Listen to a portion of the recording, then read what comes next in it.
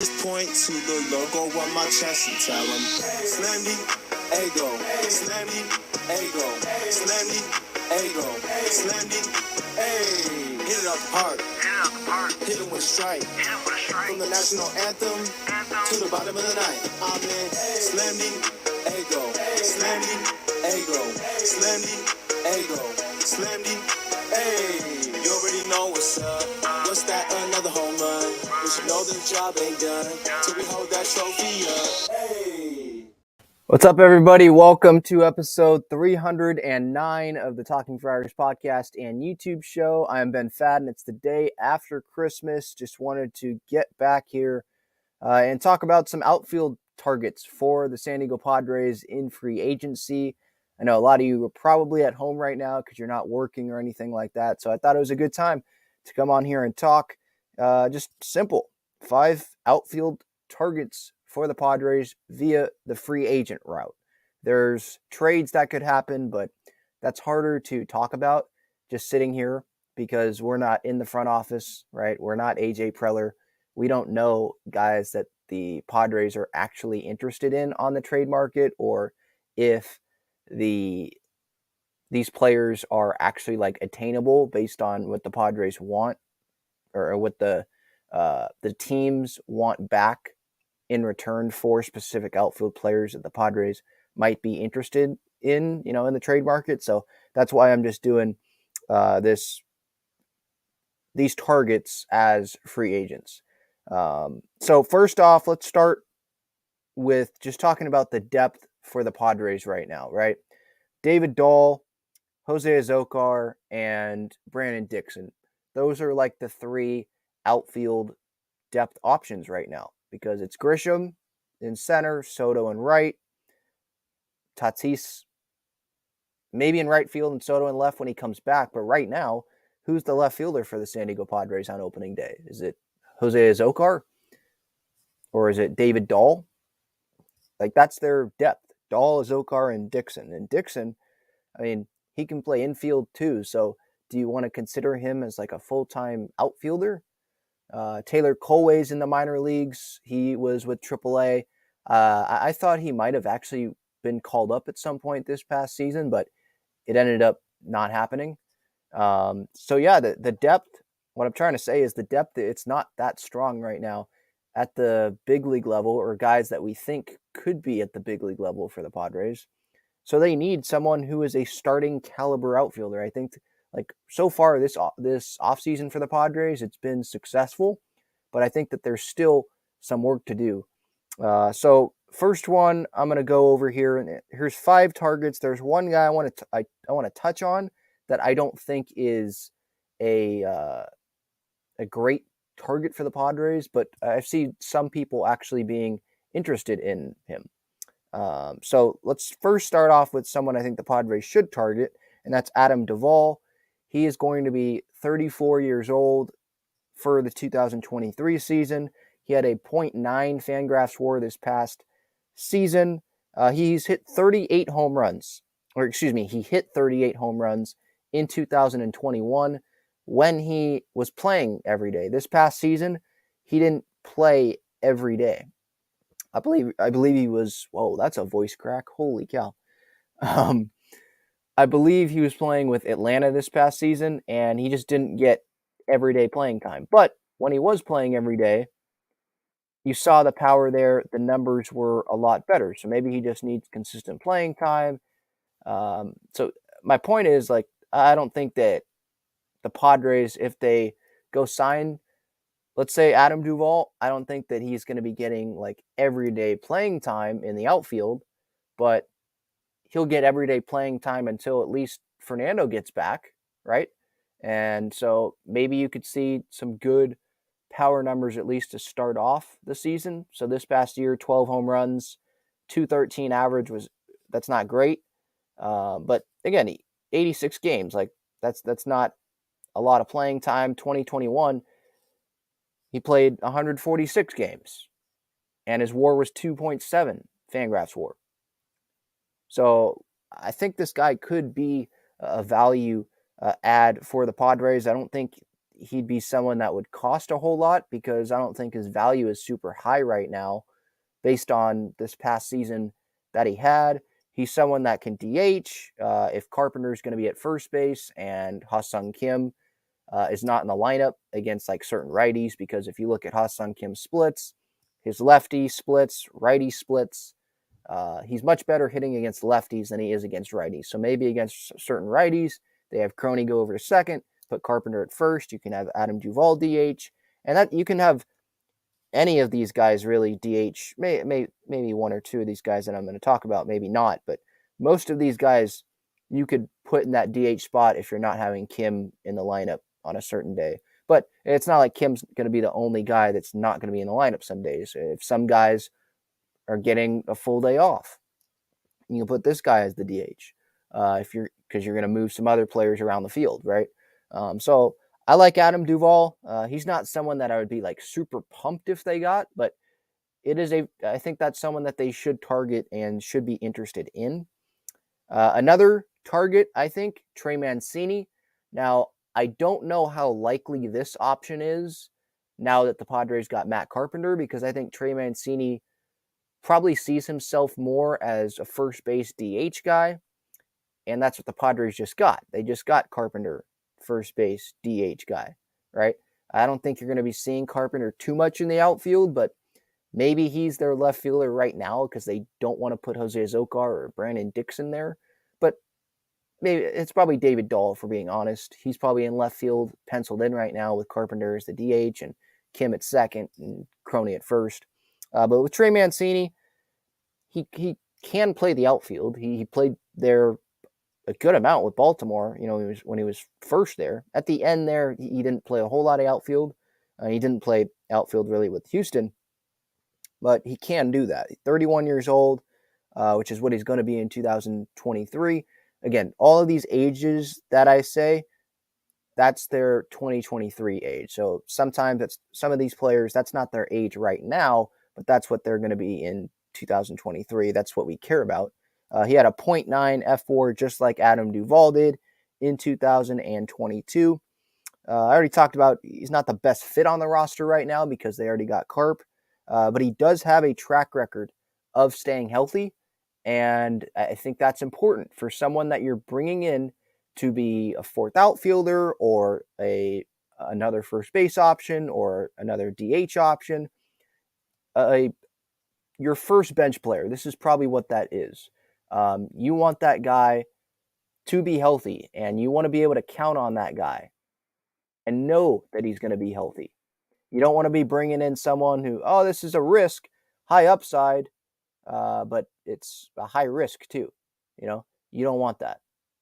Matt says strong pass on Mancini.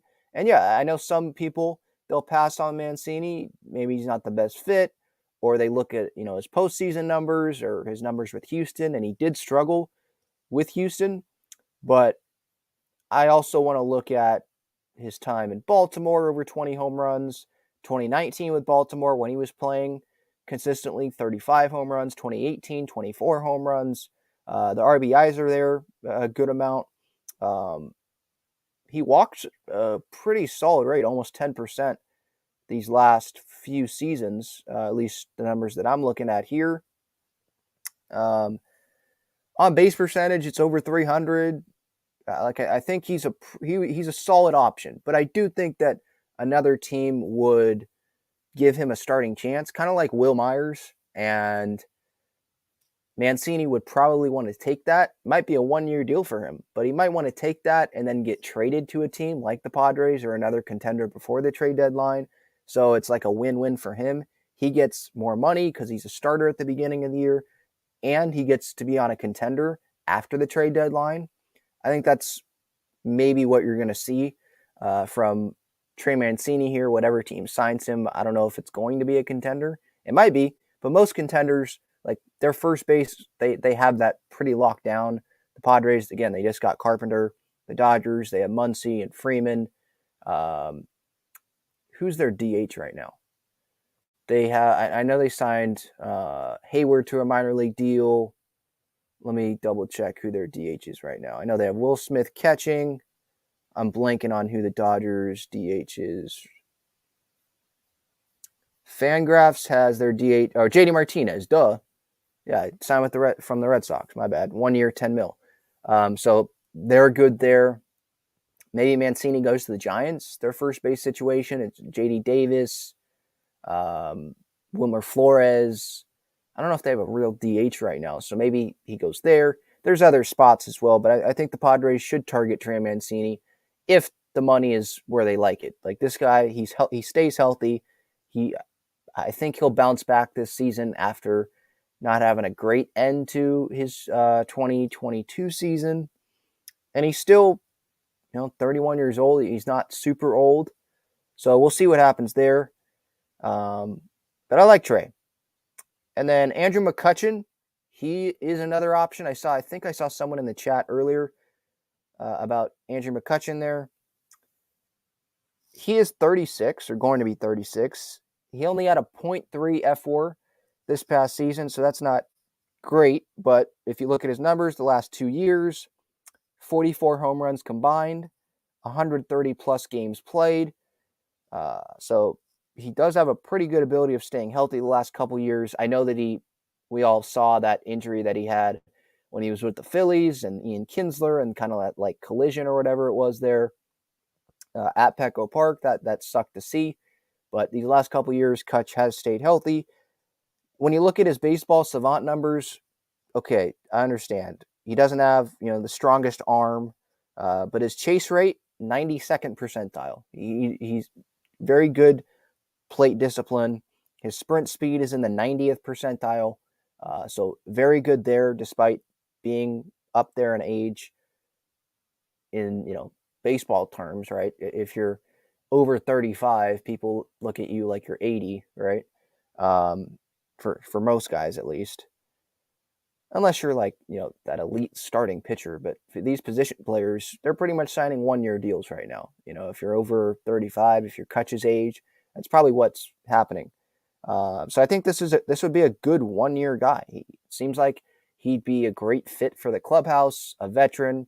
He's looking for his first World Series as well, just like a lot of other guys are on this roster.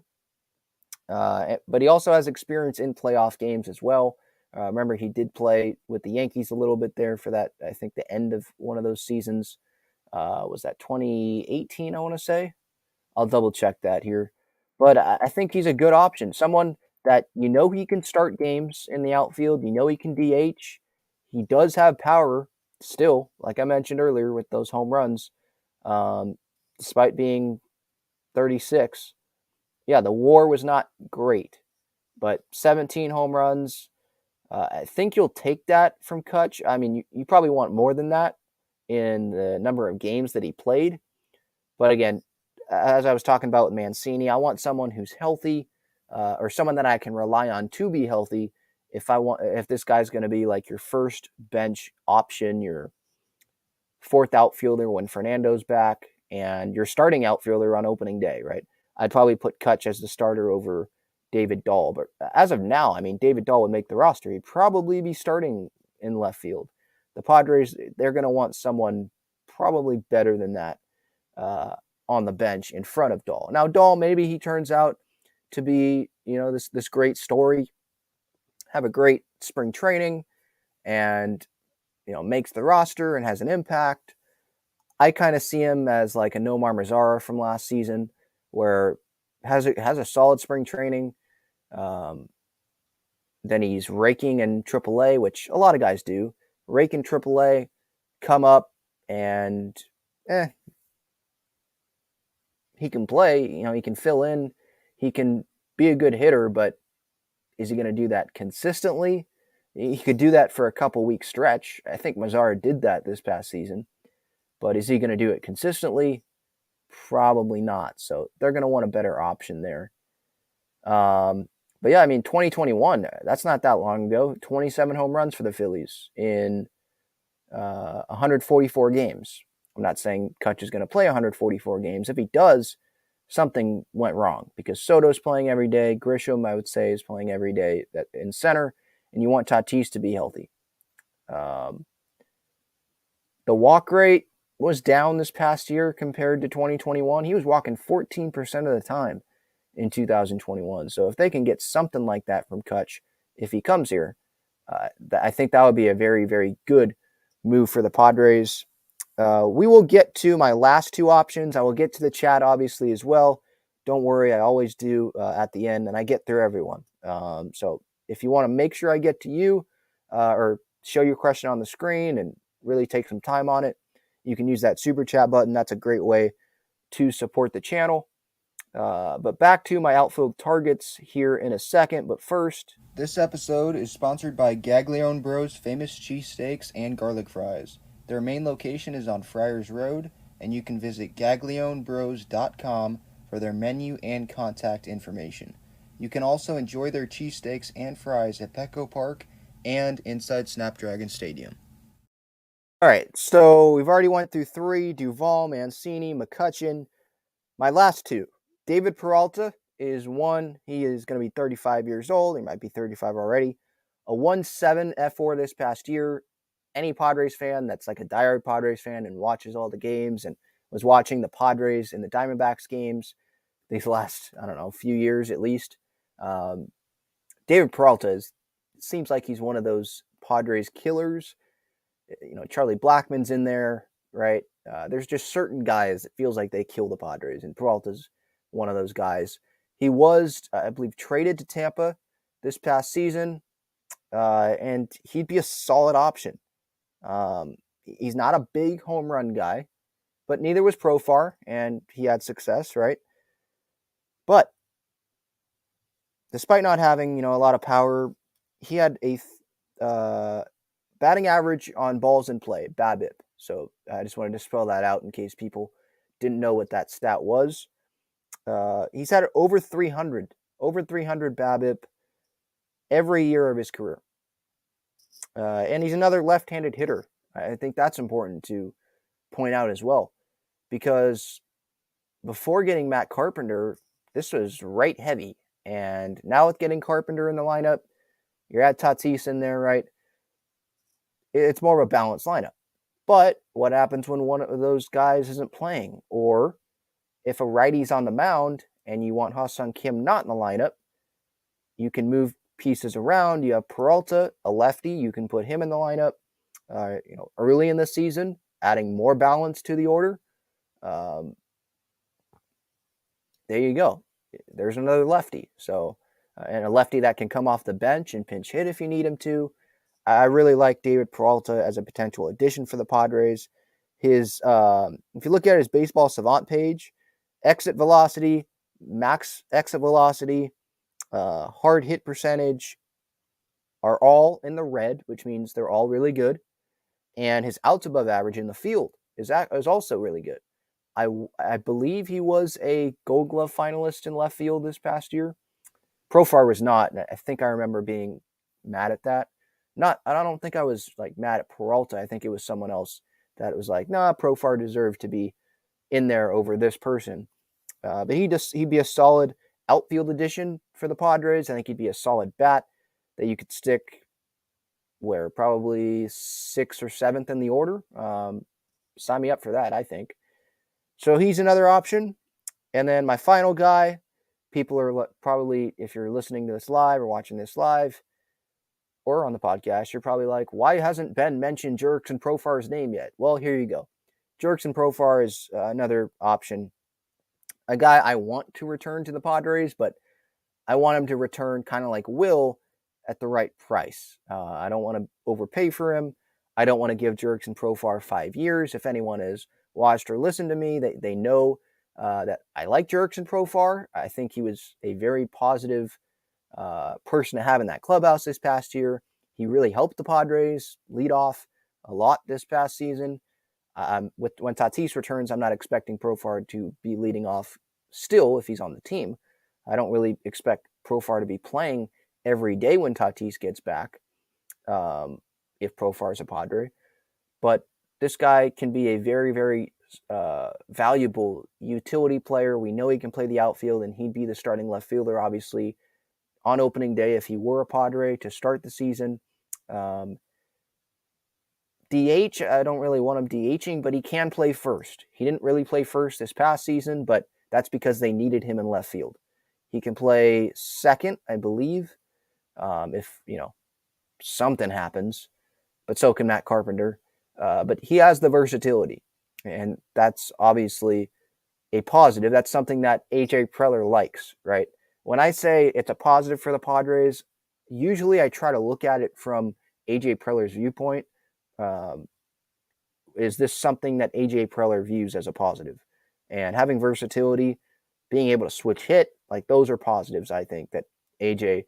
And the Padres front office values. He played a career high 152 games this past season. Is that something to be concerned about? Like injuries coming up? I don't think so. I know that he's been training in Florida this offseason. I think he was in the DR with Tatis. I think he's still training. I don't know this for sure, but I saw something on social media that he's still training with Fernando Tatis Jr. Like he did this past year, which obviously was good because it ended up resulting in one of Profar's best seasons in the big leagues, right? A career year for him. His outs above average, his average exit velocity, his barrel rate are all poor. So they're in the blue, according to Baseball Savant, if you go look up his page.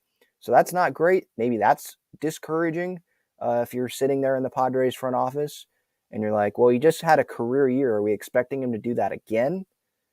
I don't think that's fair to expect him to do that again, especially when he's not going to be playing consistently. Maybe he was someone that, benefited a lot from playing consistently and, really getting in a groove and having that confidence that he is going to be playing every day and getting those consistent at-bats. And if MLB trade rumors earlier this offseason, or at the start of the offseason, their prediction was that Profar was going to get 5 years, I believe is what they said. Or maybe it might not have been MLB trade rumors. It might have been the Athletic. Anyway, it was some publication. 5 years, $75 million was their prediction. That's what Andrew Benintendi ended up getting with the White Sox. And if you look at the two's stats, age, everything, they're pretty comparable. Now, Profar can do more things than Benintendi, like positions, and he can switch hit and all that, but they're pretty comparable players. So let's say Profar gets 5 years, like Benintendi got. I don't want to give Profar 5 years. 5 years to a utility guy, maybe he starts, if Soto leaves in a couple years, hope not, or if they trade Grisham, or if they don't like the Tatis thing in the outfield, then maybe he gets time. Or injuries, obviously, Tatis, he hasn't played a full season. He won't even play a full season in 2022 or 2023, because of the suspension. But I don't want to give 5 years to Profar. I don't even want to give 4 years to Profar. 3 years, 30 mil, $10 million a year, I'd probably be fine with that because he is a very, I think, a very solid backup plan, a very solid fourth outfielder, someone that can come in and play almost any position, it feels like. I think you give him 10 mil per year for someone like that. But to give him 5 years, 4 years, like that feels like a stretch. For a guy coming off a career year, I don't expect him to do that again. Maybe he'll do it another season, but I don't expect him to do that in 2023. Maybe I'm wrong on that, but that's just me. So Profar at the right price, yeah, certainly I'd bring him back. But he's not someone I want to go overpay for. That's for sure. All right, so those are 5 options that I like. Adam Duvall is 1, Trey Mancini. These aren't like preference, like in order, but these are just names that I'm throwing out there. Andrew McCutchen, Dave Peralta, Jerickson Profar. Out of those 5, if money was not like a factor, and I'm just looking at fit, who would I go with? I'd probably go Profar. I know it felt like I just spent a few minutes like bashing him and saying, oh, why they shouldn't overpay for this guy, why they shouldn't bring him back on a long-term deal and all that. But I think the versatility, switch hit, he's familiar with the Padres, the organization, National League pitchers. He knows his place and all that. Like, he's comfortable, it seems like. And I think there was a report earlier this offseason that he wanted to return. He had a desire to return to the Padres. The Padres had a desire to bring him back. So Profar would probably be number one for me out of these 5 options. I like Trey Mancini, but I just don't see him as the best fit. So 2, I'd probably go with David Peralta, left-handed hitter, over 300 average on balls in play for him this past year, or every year of his career. And with the shift going away, I think he can benefit from that even more. Kutch probably would be 3, and then Mancini and Duvall probably. I'd go 4, 5. Now, I wanted to get to this. One guy that people are talking about, they think it would be a good fit for the Padres. I don't think this would be the best for the Padres to go get this guy, and that is Chad Pinder. He's a free agent. He played under Bob Melvin in Oakland, and so I understand fans making that connection. Maybe some A's fans want to make that connection as well. They see it as a fit, and I don't blame them because of, he plays left, need of an outfielder, another outfielder, someone that can start games, that has major league experience, blah blah blah blah blah. The Melvin experience, the Melvin connection. But if you look at his baseball savant, it is bad. And I think when you look at numbers of someone like Chad Pinder,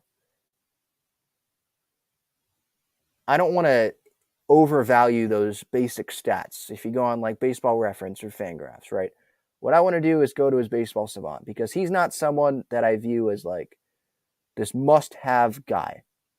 So if his stats are good, well, I want to dig deeper into that, if that makes sense. Average exit velocity, 22nd percentile. That's poor, according to Baseball Savant. His walk percentage, 2nd percentile. He doesn't walk. His sprint speed is bad, 19th percentile. His strikeout percentage, 5th percentile. Outfield jump, 8th percentile. All of these are poor. Outs above average, poor, 5th percentile. That's not what I want in a guy that could be the starting left fielder on opening day. So I'm not that into him. This was his 2022 rankings. So I don't want to make it seem like this is the guy that he's been his whole career, but I don't know a whole lot about Chad Pinder, and so I'm just looking at what he did this past year, and it wasn't that great. He doesn't run. If you look at his average exit velocity, 87. I mean, it's not terrible. But he strikes out a ton. Over 30%. He walks less than 4% of the time. Like, that is not Jerickson Profar. Like, that's almost the opposite, right? Profar, great at bats. He's willing to walk. He doesn't strike out over 30% of the time. If I want a 4th outfielder, or someone that I want that guy to be able to, pinch hit sometimes. So Chad Pinder is a no for me. If you look at Profar's numbers compared to Pinder, I mean, they're better. I know Profar's the better player, and you might have to overpay for him, but I want someone like Profar. He strikes out half the time that Pinder does, right? Pinder over 30%. Profar was 15.7, 2022. 15.8% of the time, 2021. 13.9 in the short 2020. He walks over 11% of the time. Pinder is a little over 3. I'd rather have the Profar type guy than the Chad Pinder type guy, if that makes sense. So for me, it's a no on Chad Pinder. Some people might like him. They see the connection. But for me, that's a no. All right. So that's what I wanted. That was my part of this episode. Now I'm turning it over to you guys. No baseball news. I was just checking Twitter real quick. So let's see what you guys have to say. Kirsten likes the hat. Yeah. One of my Christmas gifts Christmas gifts yesterday. I'm grateful for any stuff that I get. Hopefully everyone had a great Christmas, and most people probably have the day off today, so hopefully you're enjoying that. Matt is a big Trevor Bauer guy. He's saying Bauer and Eovaldi are signing, so is Profar.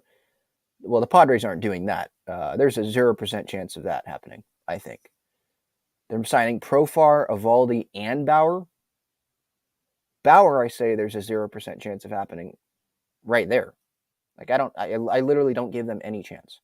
I will come on here and say I was wrong. I'll put I was wrong like on the thumbnail, whatever you want me to do. If they get Bauer, yeah, I was wrong. That's not happening. They're not getting Trevor Bauer. Eovaldi, they might get, but I'm sure the Padres are probably asking themselves in the front office, is he worth those 2 draft picks? Bogarts was worth it. It was a long-term deal, but we could go get someone like Corey Kluber or someone like Michael Wacha on a 1-year deal. Do we have to give Eovaldi a multi-year deal, give up draft picks for a guy that it's not a guarantee for him to stay healthy for a majority of the year? He has dealt with some injury issues. So there is a higher percent chance of Eovaldi happening, obviously, than Bauer. And the Padres have expressed interest in Nathan Eovaldi. I believe that report came in over the weekend from Chad Bradford, or Rob Bradford, I think that's his name. I believe he covers the Red Sox in Boston. So he's connected there. Padres have also been connected to Johnny Cueto.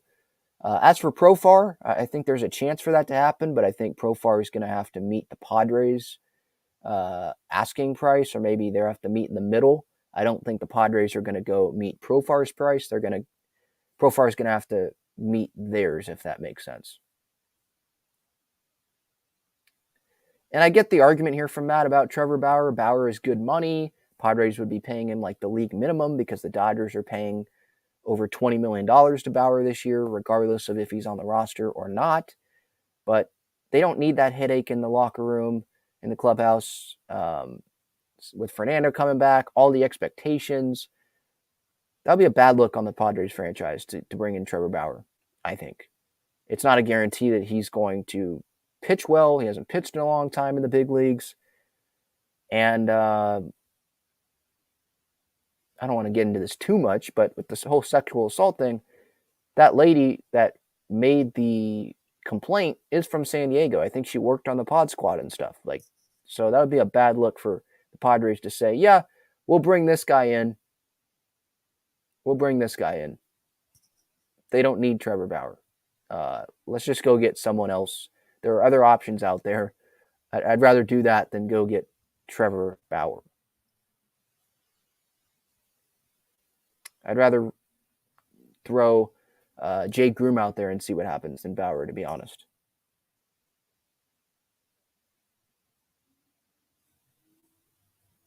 Yeah, a couple people now like the hat. Yeah, thank you.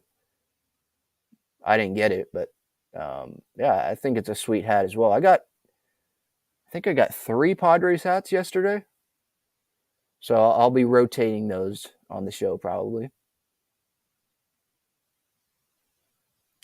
Alfredo says, controversial signing, Bauer, ? Yeah, of course. Yeah, anyone that signs him, they're going to have to answer a lot of questions. There's going to be a lot of blowback on the franchise if they do sign him. I don't even know if a team will. I assume a team will take the chance and say, yeah, we'll just, we'll take the PR hit. I don't see the Padres being that team. You think Manny wants Bauer in that clubhouse, vlogging and all that? You think Musgrove wants him in the clubhouse?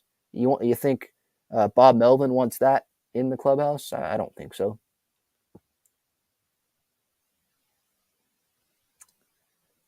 Matt asked about Brandon Belt. I don't see him coming. They just got Matt Carpenter, who can play first. They have Crony, who can play first. I think Brandon Belt, he might get a starting job somewhere. I don't have the teams right in front of me, like what might fit, who's looking for a starting first baseman, but he could get a starting job, I would think, somewhere. I'm sure there's a team that would be interested in at least bringing Brandon Belt on as like a part-time starter. I don't think he really fits with the Padres. And would he want to come to the Padres after being, a career-long Met, or not a Met, a career-long Giant? I don't know. It's kind of like Justin Turner. I just didn't see the fit there. Like positionally, I saw the Justin Turner fit. I understood it. DH, can play first, could play third a little bit too, obviously. But being a Dodger, Brandon Belt being a Giant, I'd rather go get an outfielder. I think they need that more than someone who is known as a first baseman. Fly God asks, any update on Cueto? No. Padres are interested. I think the Marlins are interested as well. The Angels, I believe, are interested in Evaldi and Kluber. And the Padres, I haven't heard them connected to Kluber. I hope they're interested. I'd like to have Kluber. Yeah, that's pretty much the update. Not a whole lot's happening right now because of the holidays and stuff. Or maybe it's not because of the holidays. I think AJ Preller's probably talking with a scout or talking with an agent or talking with a player. He's doing something right now. He's not sitting on the couch, watching soccer today or watching sports right now, watching some random bowl game. No, he's probably working because that's just who he is. David says, I feel like Brian Reynolds is a great pick. He's a switch hitter, has power, contact, and speed. Basically another Grisham, but better offense. Yeah, I think that, well, first, yeah, I like Brian Reynolds, but you also have to realize what Pittsburgh is asking for. And some people have told Ken Rosenthal that they're asking for like a Juan Soto package for Brian Reynolds. And I know Brian Reynolds, he has more control. Well, same amount of control technically, 3 postseason runs. And he's not the player that Juan Soto is, obviously. Juan Soto's a top 10 player easily in baseball. Top 5 probably when he's, playing well. So they're going to get less for Brian Reynolds than what the Nationals got for Soto. But as long as Pittsburgh keeps asking for a Juan Soto package, they're not going to trade Brian Reynolds because no one's going to meet that. And I don't think the Padres are going to go all in on Brian Reynolds when they can go get one of these outfield guys that I just mentioned in this episode as an outfield option on a 1-year deal or something, and they don't have to give up Jackson Merrill. Because that's what would happen. That's what the Pirates would ask for. They would ask for the Padres' best prospect. Like Dalton Varsho, he's a solid player. When I was looking up his stats the other day, after he got traded to Toronto, he's better than I thought. But he's not on Brian Reynolds' level. And the Blue Jays gave up their number 1 catching prospect. And Blue Jays fans are mad that they gave up that. And they gave up a starting outfielder for, it was Gurriel, I think, Lourdes Gurriel Jr. for Dalton Varsho. The Padres, they're going to, my point is, if the Blue Jays had to give up their top catching prospect, one of their best prospects in their system, the Padres, for Brian Reynolds, who's better than Varsho, they're going to have to give up Merrill. I don't think they want to do that for Jackson Merrill. They didn't want to give him up in the Juan Soto deal, right? They were like, yeah, that's, we don't want to give up Wood. We don't want to give up Hassel. We don't want to give up anyone, but we want to keep Jackson Merrill. It's okay if we give up Wood because we're hoping to extend Soto. If we give up Hassel, okay, well, we have Juan Soto. He's going to be better than Robert Hassel III. But with Merrill, they still really like this guy. So I don't see them giving him up.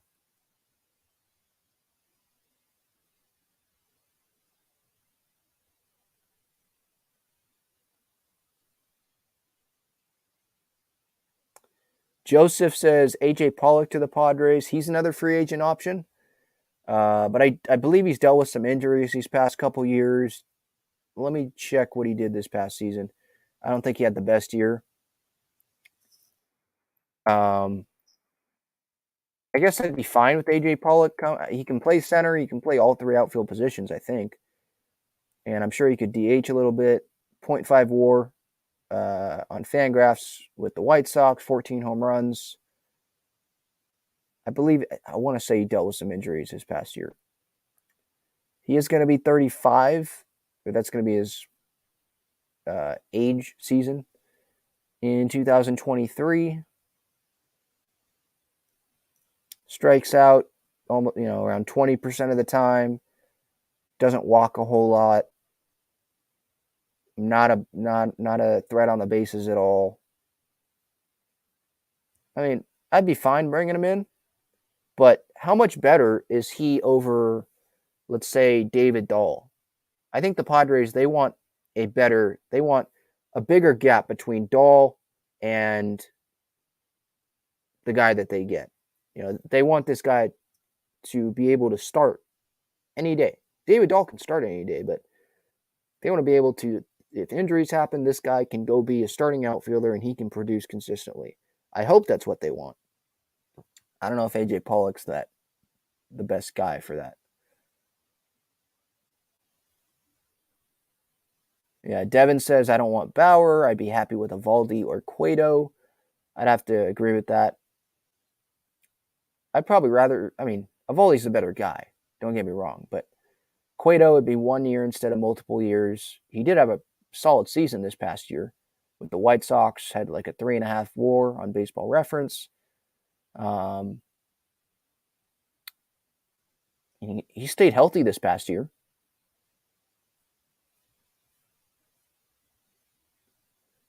Devin says, do you want a Corbin Burnes or Brandon Woodruff trade to happen? I'll say this. I want Corbin Burnes or Brandon Woodruff, of course. Who wouldn't want those guys? Those are great guys. But I don't think they're going to get dealt. The Brewers, they're still going to start the season trying to win. Now, the return, you'd have to give up Merrill. I'd be fine with giving up Merrill for Corbin Burnes. Brandon Woodruff, I don't know. He's a really solid pitcher. I think he has 2 more years left on his contract. Is it 2 or 1? Let me double check that. Woodruff contract. Burnes, I would do it because he's like a top 3 pitcher in baseball. Starting pitcher, I think.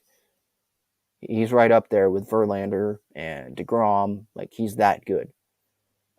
Woodruff, I don't think he's on that same level, but 2 years of control, age 30 and 31 seasons, like, he's a solid option. If they go get Brandon Woodruff and they trade Merrill, I don't know if I'd be pissed off about it, but I'll definitely be saying, man, I hope this works. I hope this works, because they could have went out and gotten Kluber or Waka, someone like that, and didn't have to give up Merrill. And now you're bringing in Woodruff for a couple seasons. I know they're going all in, obviously, so that would fit, them going all in. So it makes sense that way. But you are giving up a very, very good piece there for that. With Corbin Burnes, I feel like he would work. Brandon Woodruff, let me look at his numbers this past year. He's a good pitcher. Don't get me wrong.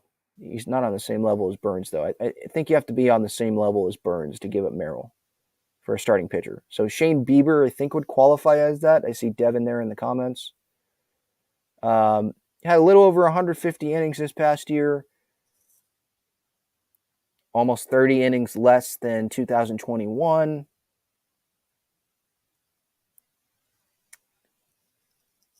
He had a 4.7 F4 in 2021, dropped down to 3.5 in 2022. So Woodruff, he's a solid pitcher. If you want to compare him to guys on the Padres staff, so a 3.5 F4 for Woodruff this past year. Darvish had a 4.2. And he's probably the Padres' ace? I want to trade for an ace if I'm giving up Merrill, if that makes sense. All right, I think this is the last question here from Devin. What do you think about the Correa physical situation? I think it's bizarre. I gave my thoughts on my Major League Baseball, my new MLB YouTube channel, so check that out, Baseball Struck. It's bizarre, man. The Giants probably feel a lot better now. They're like, okay, well, Giants fans, baseball world, you were clowning us for letting Correa walk when we had this agreement for a $350 million deal. Well, how do we look now? We have another team, the Mets, who throw around money. Steve Cohen's willing to just throw out money to anyone, really. They're looking at the physical, and they're concerned about his right leg, and he had surgery on it in 2014. And I think he had a quote about it this past year, but he hasn't gotten hurt with it since. But teams are worried about it. So it's bizarre. I think that the Mets will end up coming to agreement with him. I think that they're going to put like a clause or something in there that's going to say, hey, if you get hurt with this injury, if your right leg makes you miss games, you miss time, then you're not getting paid for that time missed. So it could be a $315 million contract like the previous agreement was with the Mets. And then they say, well, if you get hurt, well, now it's 312. Now it's 300. Now it's 290, like whatever. If you miss it multiple times, then we're going to keep docking money, right? So maybe Craig agrees to that because that's the most money he's going to get from any team. Like the Twins are 285. That's nowhere near 315. I obviously applaud the Twins for trying. And I think if you're the Mets, you're like, okay, let's hope this doesn't happen, but we're putting this clause in there. The Twins, they were willing to give him 10 years. They know him best. He was on the Twins when he, I think he slid into third or whatever it was, when he kind of felt that ankle this past year. So they're not concerned about it. So why should we be? Let's just protect ourselves. We'll put the clause in there, but let's go sign this guy. Like, he hasn't had back issues, and hope it works out. We have Eduardo Escobar still at third base. We have solid options. We still have Brett Beatty in the farm system, or I think he was on the roster for the postseason. Like, if we trade one of those guys, we still have the other. We're in a good spot if Correa gets hurt. So let's go do this. I think that's what the Mets' mindset is. That's probably what Steve Cohen is telling Billy Eppler. Like, let's get this done. He's probably telling Scott Boras, we're interested in getting this done. We're not the Giants. We're not going to see this and be like, nope, fine, go negotiate with other teams. No, the Mets, doesn't seem like they're negotiating. It doesn't seem like Boras is allowing other teams to negotiate. It seems like they're trying to hammer something out with the Mets. So we'll see what happens there. I think Boras was saying that he was confident an agreement was going to happen before Christmas. Like, they were going to get something done. They already reached agreement, but like resolve this issue. And that didn't happen. But that was before, I think, Rosenthal came out with the report over the weekend. I think it was Saturday, that the Mets had expressed concerns about the physical. So it's a bizarre situation, Devin, for sure. Bizarre. All right, everyone, that is the episode 309 of Talking Friars, 5 free agent outfield targets. Hopefully you enjoyed that. If you're on YouTube, let me know in the comments what outfield targets you like out of this list, what you guys, or what other maybe targets you'd put on this list that I did not mention. Do you like Chad Pinder? Do you not like Chad Pinder? Let me know, and I'll be back later this week. Thank you so much for watching or listening. See ya.